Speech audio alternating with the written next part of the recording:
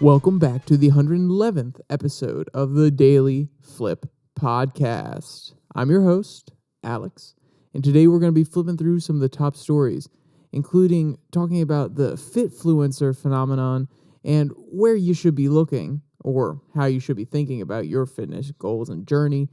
A interesting one talking about fentanyl in Washington State and how it may become completely legal here soon, and a article talking about Tucker Carlson's return, coming back, and he's making a show on Twitter. And, of course, we'll end today with our Daily Delight, a story meant to leave you feeling positive and ready to take on the day. Now, that's enough rambling from me. Let's jump in to our daily debate. So, on the topic of fitness, has social media helped or hindered your physical fitness goals? You know, some people, they are perfect the way they are. They don't want to change anything. Others, they want to get down to an ideal weight. Maybe they want to look a specific way. So when you go on social media, has it helped you or has it hurt you? Did you find some inspiration, or were you looking at somebody and saying, oh, wow, I don't think I can ever reach that level? So basically, they are these unattainable standards. And did they make you feel worse because you couldn't actually reach them? If you have any comments on this, if you've experienced anything like this, throw it down in the comment section. I'd love to hear what people have to say about this one. As someone who has gone through their own fitness journey, I very much want to see how everybody else, even especially if you're in my generation, how they approach this issue. All right, so let's jump to our first article from the New York Times. How to choose the fitfluencer to follow and the ones to avoid. And we're kind of using this article more as a platform to start a more interesting discussion. But I did see it and I read it and I was like, okay, they have some good points here that I agree with about social media use and some ones that I disagree with about how to use social media in order to go on your own fitness journey. Now, to be frank, I didn't really use YouTube, Instagram, Facebook that much for my fitness journey. I kind of relegated myself to just doing my own thing, and I didn't really look at social media that much, at least until a little bit later. That's when I started looking up a little bit more diet plans or different plans from people that I had seen occasionally pop up in my feed, but I had never really clicked through. And even then, I didn't take their word as gospel, which is one of the things that this New York Times article wants to talk about. But we'll get to that. Let's read the first paragraph we have lined up here that talks about what is going on in the fitfluencer sphere and how they are making their presence known on social media. Quote, according to some estimates, Instagram is home to around 50,000 fitness influencers, most claiming to have the secret to a healthy lifestyle. While some share science-backed helpful tips, others promote fitness advice that is misguided at best and dangerous at worst. In a new study, researchers found that nearly 2/3 of the 100 most popular fitfluencers, a term that can describe an influencer who posts content related to fitness, lacked sound advice or posted messages that could negatively affect people's mental and physical health by, say, promoting exercises as a tool to become skinnier. Several previous studies have shown that exposure to images that encourage a specific physique is correlated with a dip in body satisfaction and mood and self-perceived sexual attraction. It has also been linked to eating disorders, end quote. So, what are we talking about here? What is this really breaking down? This is trying to show that overall, out of the top 100 influencers, 2/3 of them are giving information or going about giving that information in a way that isn't necessarily going to help people, whether that be physically, whether it be mentally. They're going to look at what this influencer is saying, and they're going to probably obsessively do it. They're going to take it as gospel, and it may end up hurting them. So this is a interesting response. And what we have to remember here is a lot of people who genuinely want to lose weight, not just want to look a little bit better, but genuinely want to lose weight and are not satisfied with the way that they see themselves in the mirror, or that when they start running, they start to breathe really heavy and they can't make it more than a half mile without stopping or feeling a pain somewhere. That segment of the population, when they really want to lose weight, they're desperate. They feel that they need to find the quick fix, or they know that it's going to be a long process, but they want to look to people who have done it before, who have some semblance of advice and can kind of give them the secrets to weight loss. And they really strongly hyper-focus when they get certain pieces of advice, or if they see a certain physique, that this is what the New York Times article is talking about. If they see a certain physique, they hyper-focus on getting to that point. And in doing so, making it an obsession sometimes, it can be very, very unhealthy. And, I don't necessarily think there's a great deal to talk about besides that for this quote, because it's really just highlighting what is going on and what the trends are like. But the New York Times does go on to really point you in the right direction, or say, hey, this is the way that you should go about looking for fitfluencers on Instagram or any of these other social media platforms. And they have a list, and I've broken down the list even further into points I agree with and points that I disagree with. And they may have come from the same section in the article, actually. But there are certain lines where I'm like, okay, no, I see where you're coming from on this one, but I don't necessarily agree, and vice versa. So let's get to the points that I agree with. Quote, browsing the account leads you to feel guilty or body shame, she said. That should be an automatic unfollow. As research has shown, these feelings can fuel unhealthy fitness habits and undermine both physical and psychological benefits of exercise. So yeah, this is a really key one. If you look at an account when you're trying to find a person that is going to help you on your fitness journey, or at least that you want to lean on for advice or go to see what their habits are and what they're doing, if it makes you feel ashamed of yourself, then you should not follow that account. And let's be clear, a certain amount of shame is okay, because if you are ashamed of your body, it may propel you forward, and it may actually make you work a little bit harder. But if it comes to the point where you're constantly beating yourself up and you're looking at their content for advice, and even afterwards you're saying, oh, well, I could never reach that. Anyway, my body is so terrible. There needs to be a balance. You need to say, okay, look at where they are. Not jealous, not envious, not sad with yourself, but say, look where they are. Look at their advice and say, hey, okay, I can get there too. And the reason that I'm motivated to get there is I'm not necessarily happy with my body. I am beautiful. I am a beautiful person. I deserve respect, but I'm not happy with my body, and I'm willing to put in the effort to get there. So there's obviously a hybrid mix there. But if you go to this content and it outright says that, or if it makes you feel like you are disgusting and you can't look at yourself and you feel worse after watching it, then that's only going to demotivate you, because normally that's going to lead you to say, oh, well, no, I can't reach that. I can't attain that body type. And that's the wrong mentality to have. A little bit of shame is okay, but a whole bunch of shame is going to actually do the opposite of what you want it to do when you're looking at these different accounts. So the next point I agree with. Quote, make a point to follow accounts that focus on finding joy and confidence in movement itself. Fitness looks different for everybody, despite long-held cultural misconceptions about exercise and body shape and size. Seeing a wide range of body types engaging in fitness activities is a key step to moving away from the stereotypes that fitness is just for the young, thin, competitive, completely able-bodied people. So, end quote. So I also 100% I'm on board, or maybe not 100%, there are obviously caveats, but you want to focus on content, or let's be honest here, if you don't want to worry about content at all, you need to focus on things that are enjoyable and make you feel that when you look at them on social media, that they're actually lifting you up. And this does, of course, include content that's not saying, oh, I did this exercise and I burned 400 calories, and this one that burned 200 calories, and it becomes all about the calories. And I have made this mistake myself. I will not lie. I had a very strict obsession at the very beginning of my weight loss journey about, okay, this is burning this many calories. This is burning this many calories. And to be honest, I still look at how many calories I burn now.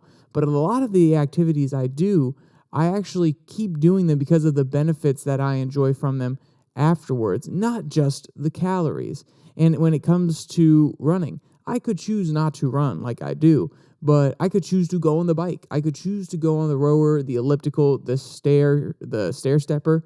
But there's something very enjoyable about running, about moving through the world at your own pace. You're in your own world, essentially listening to, in my case, I listen to podcasts, and you come back from the run and you may be exhausted and you may have hated getting up a little bit earlier to do it, but then you keep going on throughout the day and you feel like you have a certain amount of energy. You feel like you can tackle almost anything. And the great example, I was graduating from college not that long ago. It was about a week and a half, or by the time this goes up, it will almost be 2 weeks. I was graduating from college. That Saturday morning, I went on a long run.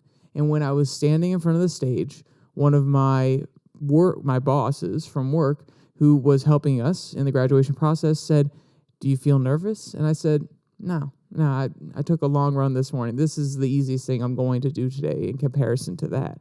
And there's a certain amount of confidence you gain doing hard things that force you to really push your body. And then you realize, okay, everything else in comparison, it's small potatoes, man. If I can do that really long run and I can work my butt off and push myself further to keep on going, then I can do that in other scenarios. So there's something about that that the author is really pointing out here, that it doesn't have to just be about losing the calories. It doesn't just have to be about working out for working out's sake. It can be positive beyond that. It can be a beautiful experience that allows you to understand your limitations and push yourself, and also become a little bit healthier in the process. All right, so where I really, really disagree is with these next 2 points. Quote, Instead, look for references to their credentials and experience, whether it's a master's degree or a coaching certificate. Be wary of fitfluencers who offer advice outside their expertise, Dr. Bryant said, particularly regarding diet and nutrition. So this does sound pretty darn good. Hey, if they are credentialed, then they probably know what they're talking about, which is not false. But to pretend that just because they don't have those credentials, or to state that just because they don't have those credentials doesn't mean or means that you shouldn't follow them, that you shouldn't give them your time of day, I think that's a little bit naive. I'll be honest with you. A lot of the people that I watched in the beginning did not have great credentials. They were not a certified nutritionist, but a lot of their tips helped me. And then again, when I was watching them, it wasn't because I wanted just one person to tell me what to do. I was trying to get a wealth of information. So maybe that's what you should do. Don't just go to one person and look at their credentials and say, oh, well, they're an expert in this field. They know everything. No, nobody knows your body. I was going to say better than you. Maybe your doctor knows a little bit better than you, or people that might do your blood work. But at the point of starting, nobody really knows yourself better than you when it comes to your eating habits, your previous eating habits, what you can stand food-wise. So go to people, see a whole bunch of different people, even if they are not necessarily credentialed, and they might be giving a little bit of bad advice. They might say one good thing here, but another thing they say might not be the best. You have to take all that in stride. You can experiment, and you can find out for yourself. You don't want to just rely on authority, because sometimes authority is wrong. Remember, a long time ago, in the 80s, I say a long time ago, for some of my viewers, that's not that long, but for me, before I was born in the 80s, there was a incessant hatred of trans fat and saturated fat. And as it turned out, as we found out over 40 years, it was actually sugar that was causing a lot of heart issues. So the experts don't always have this right either. And just because they have that doctor next to their name, or they have that certified nutritionist, it doesn't necessarily mean that they are always up to date. They may have more insightful information, and of course they have trained in these areas, but that doesn't mean that because they're an expert, they are perfect for you and they're going to help you the most. That is a fallacy. That's an appeal to authority. And remember, you have to do this on your own. Besides, you shouldn't be going to somebody and just copying exactly what they say. You should look at what they say and say, okay, well, I do like that part of it. I'm a little bit more picky. I don't like my avocados like that. Maybe I can adapt that in a different way. You have to make it your own, because then you also feel more proud of it. When you're making a diet plan, when you're making an exercise plan, if you just copy somebody else's routine, maybe it will make you feel good. But there is a certain pride that comes along with, okay, no, this is how I do my routine. This is how I've set it up. I feel good doing it this way. And it kind of empowers you to keep going, because you're like, this isn't just Kim Kardashian's workout routine. This is my workout routine. This is how I address these certain things. So I think that the appeal to authority argument here falls a little flat for me, because I'll be honest, I give advice to my friends. And am I an expert? No, but I give advice to my friends that's very general. And just because I'm not an expert doesn't mean what I say can't help them in some way, shape, or form. All right, and then there's also this last part, which is be wary of be wary of fitfluencers who share perfect before and after photos that highlight fat loss, or images like glistening abs or disembodied legs that treat body parts like objects to be perfected, end quote. And I get what they're coming at here. They're trying to say, well, don't have those people that have unattainable physiques that are basically just posting different photos of their legs and everything like this, because it will make you feel worse about yours. That's where they're really coming from. But I don't necessarily agree with the way they frame it, because the body isn't necessarily only there to be perfected. And honestly, the body can't be perfected. There is no perfect body, end all. There are always going to be flaws. There are always going to be ways that you can improve it more. But you should treat your body kind of like a machine. And I know that may sound a little cold, but something that can be refined, that can become more efficient. And that doesn't necessarily mean you have to always be worried about the size of your muscles. Oh, are my abs equal? Do my pecs look a certain way? But you should understand that they do have to be refined. If you're trying to go on a fitness journey, you can refine them, and it's not unhealthy to do so. Now, if you obsess over it, sure. But if you want to grow some pec strength and you want to have some bigger pecs, then go for it. Don't be disencouraged by those people that are posting those ideal photos. I think is a better way for them to frame it here, rather than saying, oh, these body parts are not something that need to be perfected. Well, I agree. They can't be perfected. But that doesn't mean it should stop you from trying to get them as close as you can if that's your goal. And I don't necessarily think that's unhealthy. I think that's actually a good thing, because if you try to get as close as possible to perfection and you take a lot of pride in that, that'll actually keep you going on your fitness journey, rather than saying, oh, well, no, I don't need to reach that ideal. You see a disembodied photo or you see a six-pack abs online, and then you say, oh, well, this article says that I don't need to live up to that ideal. I don't need to try to get that. I should be completely content, or I should just work out and whatever happens. Yeah, that's great. But if you have that photo of what you want to get to, it can be an encouraging factor. Now, obviously, I take a different approach than this author. This author may not necessarily have the idea that they want to strive for a very specific thing. They just want to be healthier overall. But for me, when I look at some of those photos, like, okay, the one that I always remember from high school is when Cristiano Ronaldo had his six-pack. I was like, dang, Cristiano, I want that. Or I believe it, I don't know, it may have been an eight-pack. I don't care. The point was, hey, I want that. And for some people, that was discouraging. And for me, for a little bit, it was discouraging. I would look and say, oh, I don't have that. I have a big belly. That's not okay. I don't feel good. But then as I got older and I started my fitness journey, it was like, I want that. I am aiming for that. I will strive for that. Now, do I have a great six-pack? No. I'm still working on it just like everybody else. But having that as an end goal, having that image that I saw, it makes it so that I'm striving and reaching. And it's less discouraging now because I've really dove headfirst into my fitness journey. So maybe the advice should be, when you first start your fitness journey, just worry about doing you, becoming fitter, and not obsessing. But then as you're later into your journey and you are healthier and now you need a new goal to strive for, yeah, okay, we're going to aim for that six-pack, because it's not going to be as detrimental to affect a little bit of change in your program, because you've already been putting in the work when you were doing all this other fitness journey stuff. All right. I got really, really, really off track there. I am extremely sorry, but this is a topic that I'm very, very passionate about. I used to be a big boy. Let's just put it that way, a very big boy. And now I have come back down, and I have really enjoyed my fitness process, and it makes me feel very empowered when I'm able to do some of the things that I do. I'll tell you now, a few years ago, if you had told me, if I had gone back to myself and said, hey, in like a year and a half, first off, I probably wouldn't recognize myself. But second off, I would tell myself, hey, you'll probably be running 3 miles nonstop, straight through hills and everything in less than a year. If you had gone back to before this last summer and told me that, I would have been like, I don't know, that seems a little hard. I don't think I could ever really get into running.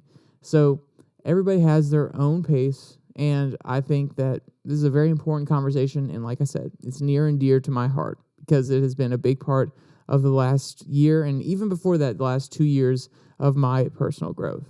All right, so let's jump to our second article. It's also about health, but on a different level. This one comes from the Wall Street Journal, and it's Washington State Fentanyl Haven. That's the headline.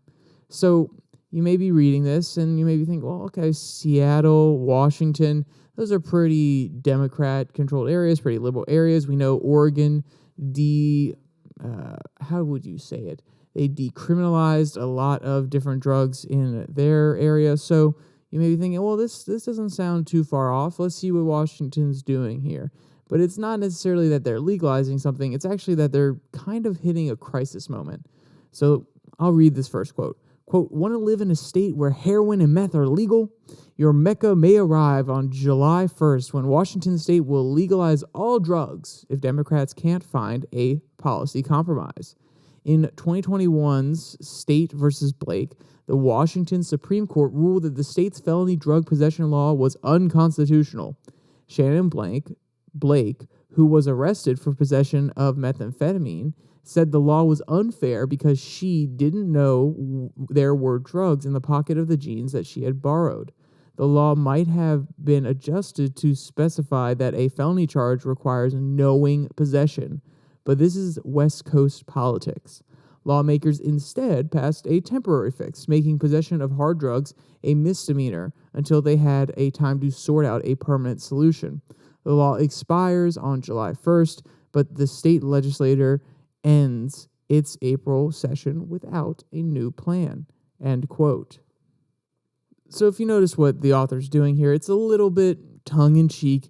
It's not actually saying they will outright be decriminalized. It will just say, well, if this law goes on as it is, then it will just be a misdemeanor and it won't be a felony because they haven't addressed this yet and they haven't tried to fix it. And, there's an interesting conversation that always comes up with fentanyl. One of my best videos podcasts was talking about the impact of fentanyl and my perspective on it. And I think maybe it's developed since then, or maybe I've actually sat down and thought about it a little bit more. But I think there are two paths forward when it comes to drugs. Either one, we crack down extremely hard. There's actually a little bit of preface there. We acknowledge or we say that fentanyl is a harm to society and we crack down extremely hard and we try to make it disappear from the United States. That is extremely hard to do. It is not practical, but I think that is solution number one. Or solution number two, we legalize it. We say everybody can do with their body as they please, and we make it so that drug companies will make safe fentanyl rather than the dangerously cut stuff.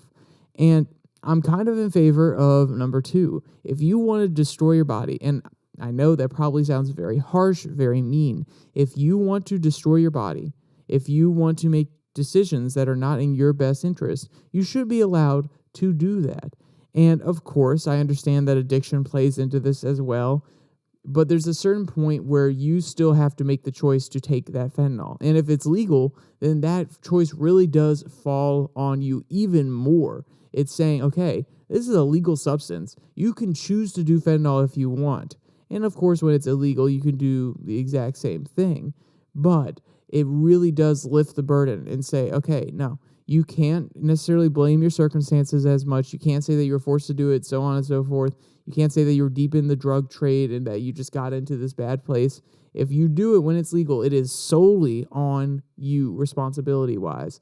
And I think that really raises the bar. And of course, if it's legal, then we can also put some of that enforcement money, the money that is spent on making sure that these drugs are cracked down on, we can put some of that money to rehabilitation centers. I mean, look at Portugal.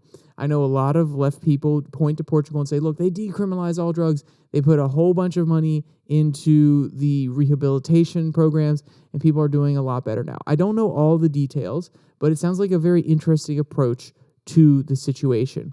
And I think that it's a serious conversation that we need to have moving forward, because I don't know if it's necessarily a good thing to take all the controls off and say, okay, everybody do what you want. I think there are certain circumstances where the government has to come in and has to be the big brother in order to help society flourish. But I don't necessarily know where that line is. And right now, I'm very much more libertarian. I do acknowledge that, of course, the government does need to step in at some points.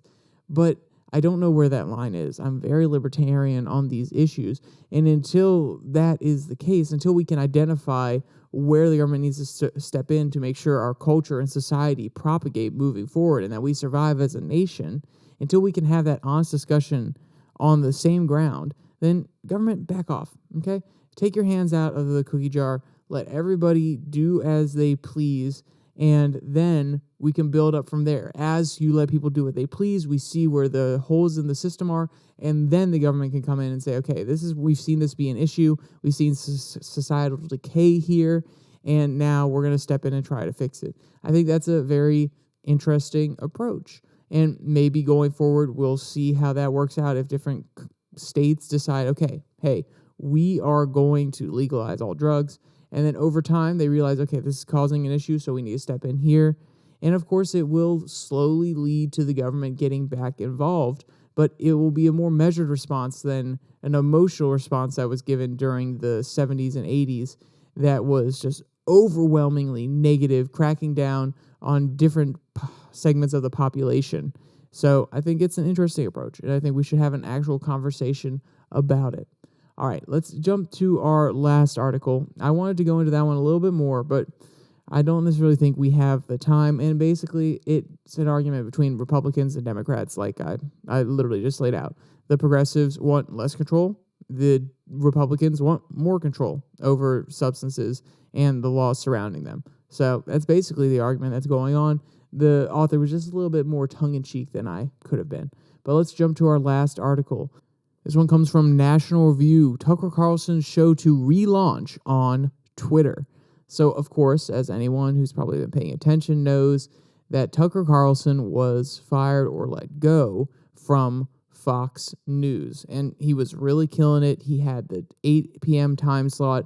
He was bringing in a lot of different viewers, and they let him go.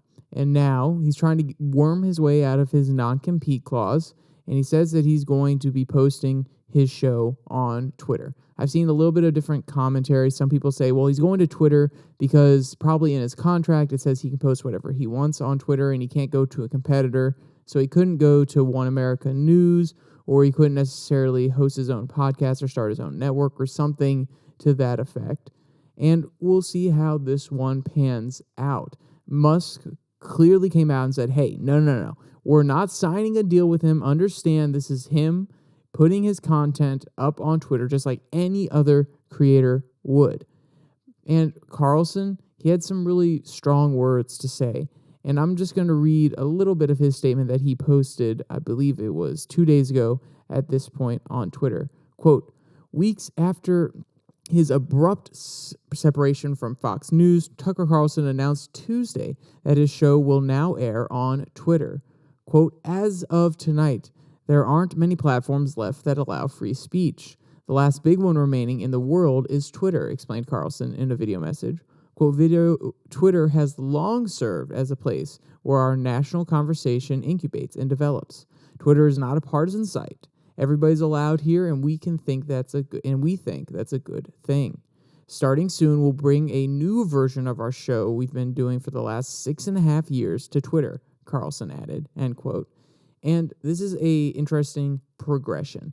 The thing about Tucker Carlson is, and it's been pointed out by many other people, and it was one of the first things that I thought, is that he has the 8 p.m. slot, and a lot of Fox News viewers are older. You're probably talking about 50 and up, people who have seen our country go downhill or see it differ from the one they grew up in, and they're very conservative because of that. Even if they are more liberal leaning in that they want more free information out there, they have a less restrictionary trade policy, the traditional liberal sense, even not, by our standards traditional, like the 1940s definition of a liberal. They are very conservative. They're not for this new age stuff. They're not for a Green New Deal. They're not necessarily in favor of all the social issues that is being fought in the culture war right now. And Twitter has a lot younger of a population overall. And we'll see how that translates. That's going to be the most interesting part of the conversation, or a part of this ongoing thing that Carlson's trying to do, which is to see how many older people come to watch a show on Twitter and how many young people also gravitate towards Carlson. Because like I said, his demographic at Fox was a little bit older. So he probably won't get as many views at first, but we'll see if he can, catch a string or catch a vibe in the younger crowd and get some views from them. All right, that's all I have for you today on these ones. Let's jump to our Daily Delight. This one comes from the Animal Rescue site. And I feel like it's been a little bit since we've had one from the Animal Rescue site. They really got me through the first few months of the podcast. They were providing the Daily Delight, and they were little cuties. So this one is a daily indoor life of an otter whenever dad is away. So to start off, if you had told me when I was a child that there were other acceptable pets, and, I would have known that otters were one of them, I would have been begging my parents non-stop. Quote, Kotaro and Hana's human parents shared their daily indoor life on their YouTube channel. The otter siblings are so adorable, and it's fascinating to see them act like toddlers. End quote. And trust me, they are, some of the most active toddlers that I've seen. And trust me, toddlers can be active. Quote, you can totally tell that their routine, that they are content and comfortable living there. Kotaro and Hana freely roam at the house as if they own it, and they'll be eating in the kitchen and lounging in the living room. End quote. And there was even a part where they were playing in the pool together, which was absolutely adorable. All right. With all that said, if you want to see any of the cute videos from this last article or read any of today's articles, there'll be a link in the description below that like and subscribe button. Also down there, you can find the link to the podcast on Spotify, Pocket Cast, Google Podcasts, Podvine, and the link to the Twitter handle at @YourDailyFlip. And normally this is where I would start concluding, but I did have a question. If you have made it this far, that means that you are a person or a viewer who cares about the channel. And Twitter has recently allowed people to put long-form video on their website, but you have to be a Twitter Blue subscriber, which means I would have to pay $8 a month in order to put it up on Twitter. But if you have made it this far and you have an opinion as to whether you would watch the show on Twitter, let me know, because I feel like it's a growing platform. They're just now starting to implement long-form video, and maybe we could reach a wider audience on that platform as well, or maybe it would be more convenient for you. So let me know what you think. Throw it down in the comments section. And with all that said, there's only one more thing to say. Stay safe. Don't die.